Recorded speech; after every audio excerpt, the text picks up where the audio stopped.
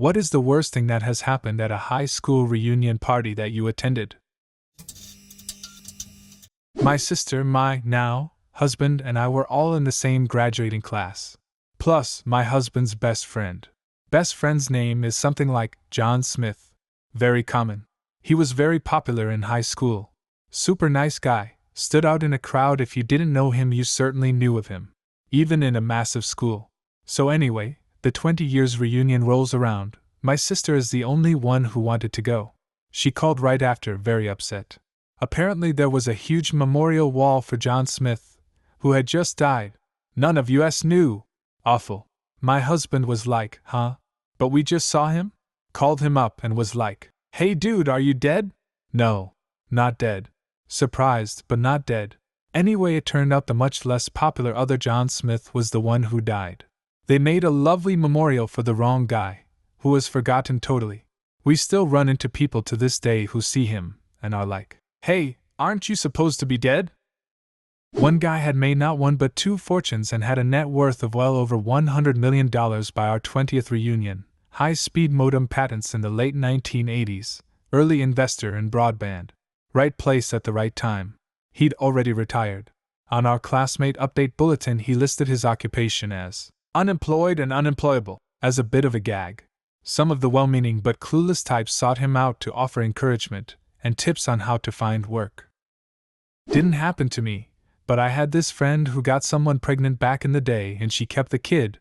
They'd both been great about it. He helps financially, but that was the extent of his contribution. She married soon out of high school and met a great guy who has been the de facto dad. Either way, it's a day bring your kids if you have them event, and someone let slip that my friend is that kid's real dad. And the kid heard it, and it was a fucking shit show. Everyone was trying to figure out who said that, and how could someone spill that secret, etc. In the end, my friend pretended he was shocked, and laughed it off as a joke, which honestly I front of the kid was probably a good move. We had a teacher in high school that told us, by the time you reach your 10-year reunion, at least one of your classmates will have died, during a discussion about mortality. 10-year reunion arrives and nobody from our class has died. Saturday night of the reunion we're partying and having a good old time. One of the organizers gets up to the microphone and is making some announcements. She gets a blank look on her face and drops to the floor. Brain aneurysm, she was dead before she hit the floor. Someone told me, "You're not a failure, be yourself." And so when I went and proudly told them what I was doing these days, working a $9.25 per hour job, going back to school, having gotten life together in a rehab and back on track, I was proud. They all pitied me and one dude tried to give me money. It made me feel bad about my current progress. I hate people. The biggest thing I've learned is to never compare yourself to other people. I was an A and B student in high school, and I had very good grades in college, but I'm currently working in a grocery store making $14.50 an hour. I would have never thought that I would be working in a grocery store post-college, but here I am. The people who were supposed to plan our high school reunion dropped the ball, so I figured it wouldn't happen. But then this other dude from our high school stepped up to plan it. He was in a graduate program and also working part-time at a banquet hall, and he said that his boss would give us the banquet hall space for free. It was a really nice gesture, and he seemed really into it. I was working a shit job and had no savings at the time, so I was neither interested in having my former classmates pity me nor was I gunning to shell out a lot of money to attend. Plus my shitty ex might be there and that didn't feel worth it. The organizer made a Facebook event and asked people to Venmo him the cost of admission prior to attending. He wanted something like $15 to $20 a head, I can't remember. Anyway, it didn't really feel worth paying for. Maybe if there would be some drinks included or something, I would go for an hour. I sent him a private message asking what the admissions ticket covered: food? Drinks? The space was free, after all. He posted publicly on the Facebook page that if the cost of admission was too steep, message me and we can work out some financial aid. What? I then publicly posted, asking what the admission costs covered. No response. Other people asked too. He said it would go towards having a bartender and server dedicated to the event space, as well as towards food. Okay, fair. Folks, he was the server. My friend showed up having not yet paid him, and he barred her entry. The people who had paid the admission cost showed up to an empty banquet hall, were given a menu by their former classmate, and told to order their own food and drink from him. He pocketed the admission ticket money as his fee.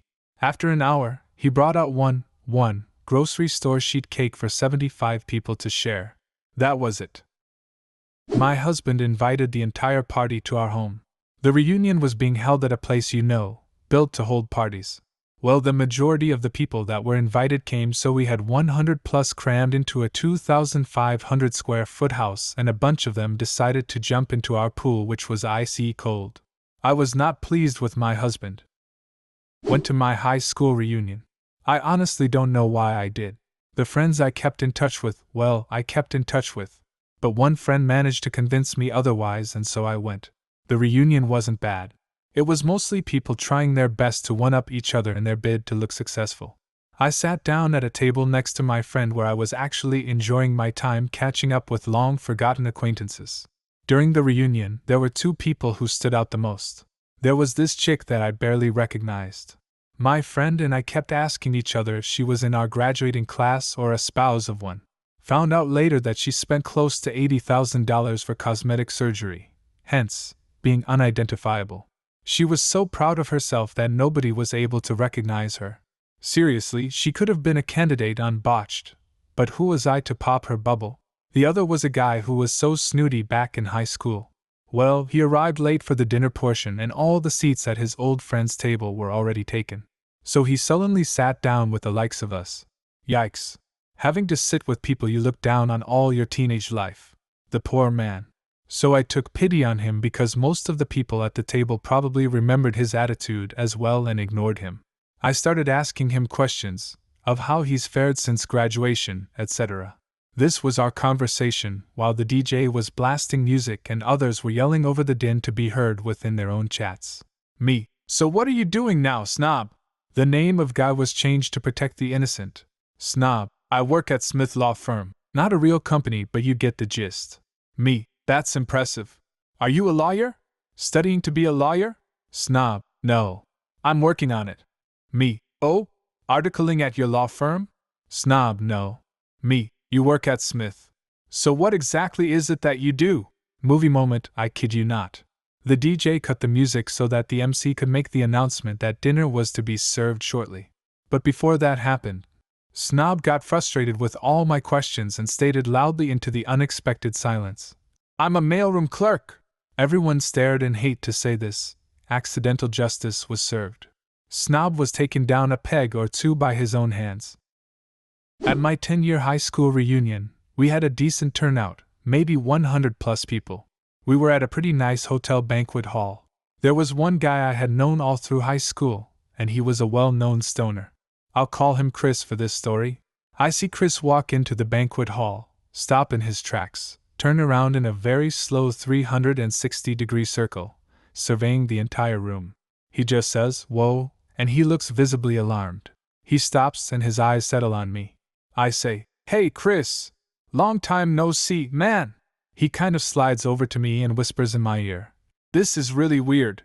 I'm pretty sure I know every single person in this room." And that is when I realize he is wearing the same clothes as all the banquet hall workers.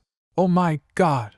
Chris is working as a server at his own high school reunion, and he has no clue what is happening. I walk him out to the front lobby and explain it's our 10-year high school reunion. He is mortified, beyond embarrassed. He was never contacted, and didn't even realize it had been 10 years since we graduated. He just knew he was working another catering gig in a never-ending series of catering gigs. I make him take me to his manager. I explain what is happening and tell the manager there is no way this guy is working his own high school reunion. Awesomely, the manager agrees. We find a different suit jacket and tie for him, and I take Chris back to the party. He ended up having a good night. When I was in 7th grade, this rich snob bully, John, grabbed off my head a wool scarf my mother had knitted for me.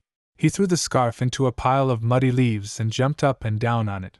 When I went home that day, my mother was furious when she saw the torn, muddy scarf. She made me tell her who did it, then she called the school principal and yelled at him. The next day, John got pulled into the principal's office and paddled. That was back when they still paddled kids. 55 years later, At our 50th class reunion, John came up to me and angrily said, "You got me into trouble in 7th grade." I got him in trouble? And he's still mad about it, 55 years later. I said, "John, you were a dick in high school and you're still a dick," and I walked away.